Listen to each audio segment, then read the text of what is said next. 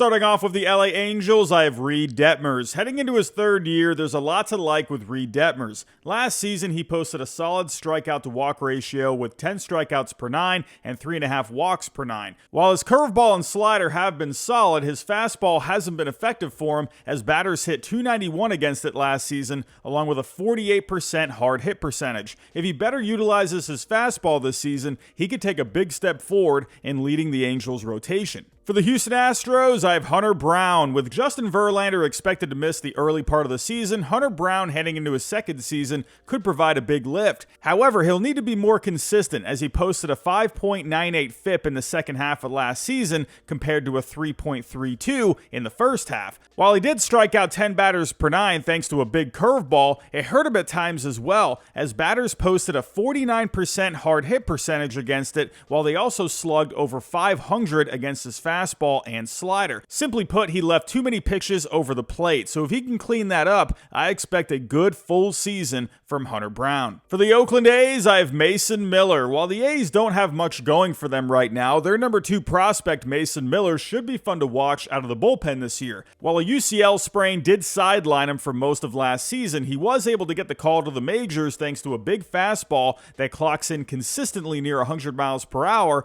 along with a nasty slider that produced a 47% whiff percentage last season. While the A's hope to use him as a starter at some point, he should be dominant out of their bullpen in 2024. Okay, so we're back here at the BetUS house, and to help me with the Blue Jays for this segment, I have Jim of Ballcap Sports. So, Jim, which Blue Jays pitcher are you going to be watching this year? I'm excited to see Yariel Rodriguez. Even if there's not a spot in the rotation for him, he'll be in the bullpen, has a fantastic electric slider. I think Yariel Rodriguez is going to make an impact. He essentially was the splash of the Blue Jays offseason. So it has to be Rodriguez. Yeah, I like that a lot. Big mix of pitches, nasty slider, like you said. He has pretty good velocity.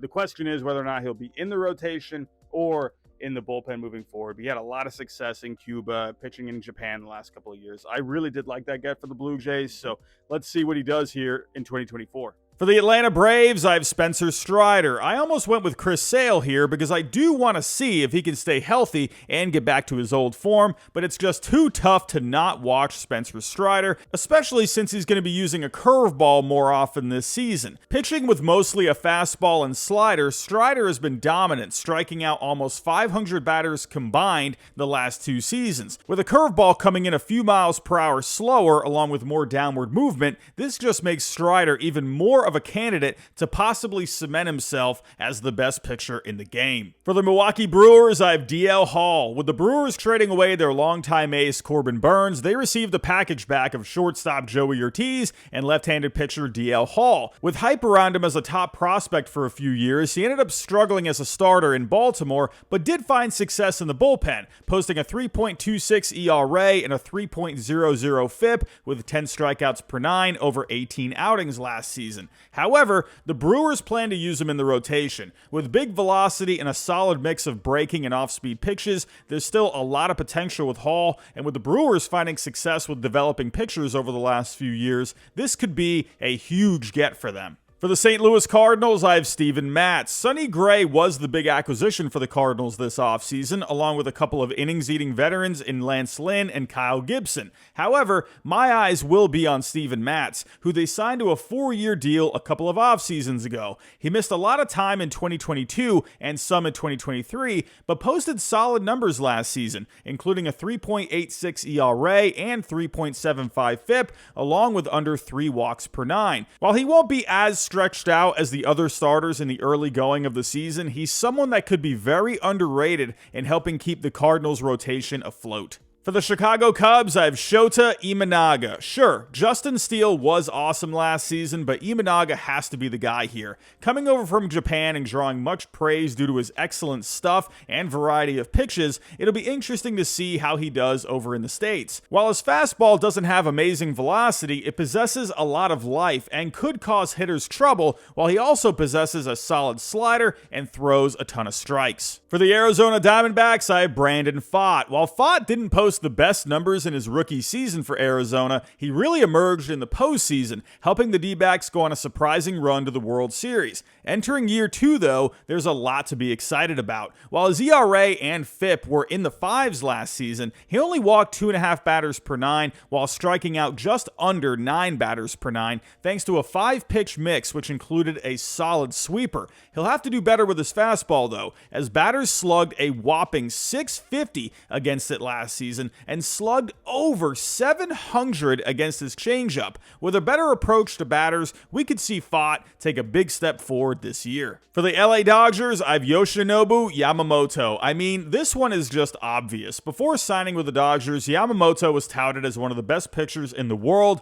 thanks to high velocity, a splitter that's regarded as one of the best pitches out there, an excellent slider and curveball, and the ability to throw strikes with ease. Over 7 seasons in Japan, he posted a 1.72 ERA with 9 strikeouts per 9 and 2 walks per 9, while winning the NPB Pacific League MVP and Sawamura Award, the Japanese version of the Cy Young, for 3 straight seasons. Yamamoto is someone to pay attention to no matter what team you root for. How you doing, everyone? Just want to go over today's sponsor, and that is BetUS. I'm actually here at the BetUS house right now looking over the odds for Yoshinobu Yamamoto to win the Cy Young. Could you imagine he actually comes over to Major League Baseball in his first year and wins the Cy Young? Are you kidding me? But as of right now, the odds on BetUS are plus 1,000. So if you threw down $50, that would win you $500 if that came true. That's a pretty good value if you ask me. Right now, they have a great deal going on. Your first 3 deposits, you get a 125% bonus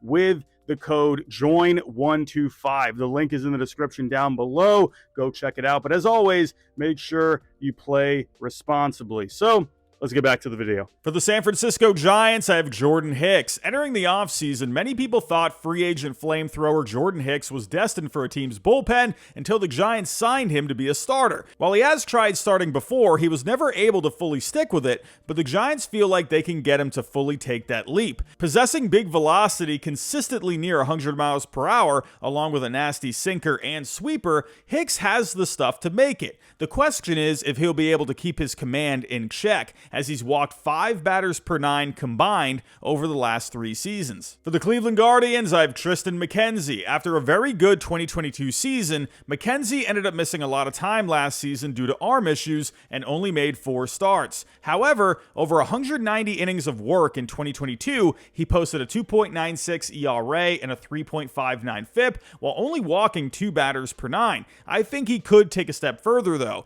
While his fastball doesn't have the most velocity, he has a ton of extension to make it tougher on hitters, and batters only hit 120 against his curveball in 2022, whiffing 45% of the time. His slider could use some work though, as batters slugged .503 against it. If he can get the slider going a bit more, he would have a solid 3-pitch mix. For the Seattle Mariners, I have George Kirby. Kirby was absolute dynamite last season and actually put up a historic number. In 2023, while posting a 3.35 ERA and 3.34 FIP, he posted a minuscule 0.9 walks per 9. In the live ball era, this actually ranks 20th all-time for a single season. The crazy part is he's only 26 years old. Another thing that stuck out last year is he literally threw 7 different pitches if you're counting the couple of knuckleballs he threw. If Kirby were to make a couple of improvements, it would be his curveball and changeup. While he didn't throw many changeups, it did get hit hard when he did, and batters slugged .458 against his curveball. His fastball also had a pretty high hard hit percentage of 43%. Nonetheless, Kirby is already so good, and I think he'll be even better this coming season. For the Miami Marlins, I have Max Meyer. The number 3 pick from the 2020 draft and number 2 prospect in the Marlins system, according to Baseball America, hasn't gotten much action as of late due to getting Tommy John that sidelined him for all of 2023. However, there's plenty to be excited about with Meyer, who possesses good stuff. His fastball sits mid-90s, and he complements it with a wicked slider, which was regarded as the best of his draft class. This helped him strike out 10 batters per 9 at AAA in 2022. With Sandy Alcantara out for this season and Meyer fully ready to go, there's a good chance we see him with the Marlins on opening day. How you doing, everyone? Back here at the BetUS house, and I have a very special guest here, Giraffe Neck Mark, to help me out with the Mets. So, Mark, when it comes to a pitcher that you're going to be watching in 2024, who you got your eyes on? I mean, I want to say Kodai Senga because I just want to see how he adjusts coming off the injury, and the fact that it's now a second year. So people have an entire year's worth of footage, entire year's worth of preparation to see how they can do with the Ghost Fork. I mean, you're a Red Sox fan. You know the gyro ball was hot, and then it wasn't. So is the Ghost Fork going to fall into that same category, or will it still be the best pitch in baseball? Because that's what it is. Last year, nobody could touch it. So if Kodai comes back healthy, fingers crossed, I can't wait to see what the velo looks like, one, and then two, how people adjust to the Ghost Fork. Yeah, Kodai Senga, that's practically their ace this year. So if they want any chance of competing at all this year, they're going to need Kodai Senga in 2024. For the Washington Nationals, I have Mackenzie Gore. The former top pitching prospect was the biggest piece the Nationals got back in the Juan Soto trade, at least as of right now. After running into some issues with his mechanics while with the Padres, he was able to get himself back on track and showed a bit of promise at times with Washington last season, despite some inconsistencies. While he does have good velocity from the left side and struck out 10 batters per 9, there's a couple of things he could refine. His fastball got hit pretty hard last season, suggesting he was leaving it over the plate a bit too much. His secondary pitch, a curveball, wasn't too effective either, as it had a -5 run value. I'm looking to see if Gore can take a big step forward with Washington this year, who could be a team on the rise. For the Baltimore Orioles, I have Grayson Rodriguez. I think a lot of people will point to the newly acquired Corbin Burnes here, but let's be real. We all know what Burnes can do. Grayson Rodriguez, on the other hand, one of the top pitching prospects in the game last season, is entering year 2, and there's a lot to like. Already possessing a ton of velocity with a big changeup and slider. However, as with many young pitchers, there's always something that can be improved. Even though he has good velocity, batters teed off on his fastball last year, hitting .342 with a .535 slugging against it. However, his changeup and slider were fantastic, getting plenty of whiffs. If he can locate his fastball better, I think we could see a big season from G-Rod. How you doing, everyone? Back here at the BetUS house, and to help me out with the Padres today, I have Mike of Stark Raving Sports. So, Mike, which pitcher do you think people need to watch in 2024 when it comes to the Padres? Oh, it's got to be Michael King. And it already says a lot if that's the main piece you're asking back for Juan Soto, of all players. Under the Yankees rotation, he never really got his time to be a starter. He was always a multi-inning reliever.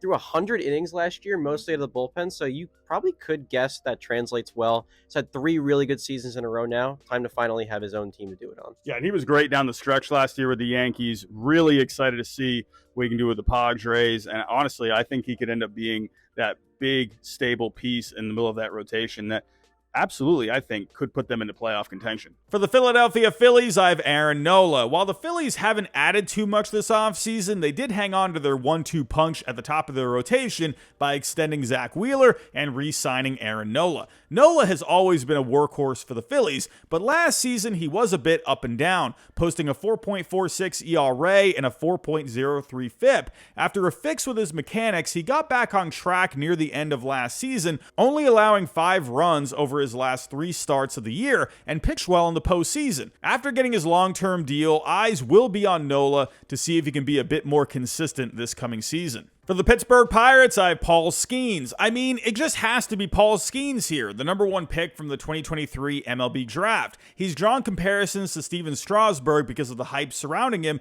and for good reason. He's consistently throwing around 100 miles per hour with a nasty slider and a solid changeup, all while being able to command all 3 pitches with ease. Because of this mix, he was dominant at LSU, striking out 15 batters per 9 while posting a 1.69 ERA and help carry them to a College World Series championship. While he will be starting the year in the minors, it shouldn't be long before we see Skeens up in the bigs. For the Texas Rangers, I have Nathan Eovaldi. Eovaldi was a big part of the Rangers' World Series run last season, but it did come with some ups and downs. He ended up missing some time and was only able to pitch 144 innings. This is significant for a couple of reasons. One being the Rangers already have question marks with the durability in their rotation as is, and 2, Eovaldi has a vesting option of $20 million for 2025. If he's able to pitch at least 156 innings this season, replacement, the option will vest since he'll hit 300 innings over the last 2 seasons. For the Tampa Bay Rays, I have Ryan Pepiot. The Rays made a big trade this offseason, sending Tyler Glasnow to the Dodgers. In return, the Rays received one of their many young arms in Ryan Pepiot, their number 5 prospect last season. While in the Dodgers farm system, he had a lot of success thanks to a high spin, mid to upper 90s fastball, a great changeup, and an improved slider. The one thing he needs to be able to do, though, is work deeper into games. The Rays have always had success with developing young pitching, and I think we could see a solid season from Pepiot in his first season in Tampa. For the Boston Red Sox, I have Brian Bayo. It's been a dreary offseason for the Red Sox, considering they didn't go full throttle as expected, and their one big signing in Lucas Giolito is likely to miss all of 2024 due to a UCL tear that could require Tommy John. However, one bright note is they extended one of their homegrown arms in Brian Bayo for 6 years and $55 million with an option for a 7th year. However, one bright note is they extended one of their homegrown arms in Brian Bayo for 6 years and $55 million with a team option for a 7th year. This is a good move to get the 24-year-old righty signed up for the long haul. As for his pitching, while he has shown flashes of brilliance so far, there are things that could still be improved, shown by his 4.54 FIP last season. While his sinker and changeup devastated hitters last year, his four-seamer and slider got hammered. For Bale to take the next step, his slider will need to be improved so he can have a solid 3-pitch mix. For the Cincinnati Reds, I have Frankie Montas. After missing pretty much all of 2023 due to shoulder issues, Montas will be ready to go for 2024 after he signed a 1-year deal with the Reds. Montas had a lot of success before his shoulder injury, posting a 3.67 ERA and 3.55 FIP with 9 strikeouts per 9 from 2021 to 2022. If he can get himself back on track, this would be a huge get for the Reds. For the Colorado Rockies, I have Ryan Feltner. To be honest, there's not really a whole lot to be excited about when it comes to the Rockies pitching. However, after missing time last season due to a scary injury to the head as well as elbow problems, Feltner is feeling healthy and ready for 2024. While his slider and changeup served him well last year, his sinker did not, as batters hit a whopping .475 against it with a .675 slugging. Of course, the Coors effect could be coming into play there, but if he can find a way to make that work, or simply go with another pitch, perhaps his fastball, which did have more velocity towards the end of last season, I think there's a chance he could find success this season. For the Kansas City Royals, I have Cole Ragans. After not finding his way in the Rangers system, the Rangers shipped Ragans to Kansas City for Aroldis Chapman. While Chapman did help the Rangers win a World Series, Kansas City might have stumbled upon an ace of the future. After coming to the Royals, he was electric, posting a 2.64 ERA and 2.49 FIP with 10 strikeouts per 9 over 12 starts. This is in large part due to a nasty changeup, which held hitters to a 152 batting average, and a slider that batters whiffed 40% of the time against. While he does have big velocity, it did get hit hard at times last season though, as batters had a 52.6% hard hit percentage against it, suggesting he was leaving it over the plate a bit too much. Nonetheless, with what we saw last season, there's a lot of excitement surrounding Ragans heading into 2024. For the Detroit Tigers, I have Tarek Skubal. After missing a good amount of time due to elbow surgery, Skubal came back in July last season and simply dominated. Over 15 starts, he posted a 2.80 ERA and 2.00 FIP, all while striking out 11 batters per 9 and only walking 1.5 per 9. This was in large part due to his big fastball, a nasty changeup that drew a 50% whiff percentage, and a solid sinker. His slider did get tagged a bit though, as batters slugged .448 against it. Nonetheless, if healthy, Skubal could be in line for a big year in 2024. For the Minnesota Twins, I have Chris Paddack. I'll be honest, I kind of forgot about Chris Paddack until he came back late last season. He's dealt with numerous injuries since a successful rookie season in 2019, but the upside is still there. One thing to pay attention to this season is he'll be utilizing a new cutter, which could complement his pitch mix nicely. The big thing with Paddack, though, is his health, and with Sonny Gray departing to St. Louis, a healthy season from Paddack could be huge for the Twins. For the Chicago White Sox, I have Garrett Crochet. Garrett Crochet was a flamethrower coming out of the University of Tennessee and quickly found himself in the majors not long after without even pitching in the minor leagues. However, since a very good 2021 season, he underwent Tommy John and missed all of 2022, but came back late last season. fully healthy heading into 2024, it'll be fun to see him dominate yet again out of the White Sox bullpen. And last but not least, for the New York Yankees, I have Carlos Rodon. After signing a 6-year, $162 million contract with the Yankees, Yankee fans were excited about the possibility of Garrett Cole and Carlos Rodon dominating in 2023. Well, that didn't really go to plan, as Rodon dealt with numerous injuries from the get-go and just couldn't stay consistent at all, posting a 6.85 ERA over 14 starts. However, coming into spring training this year, he looks like he's in better shape and is looking to get back to his dominant 2022 self that posted a 2.25 FIP and 12 strikeouts per 9. All eyes will be on him this year, and if he can pitch like he did a couple of years ago, that would be a nasty 1-2 punch for the Yankees. So that's my list. Tell me what you think down below in the comments. If you can on the way out, hit that like button for me, subscribe if you're new, and I'll talk to you next time.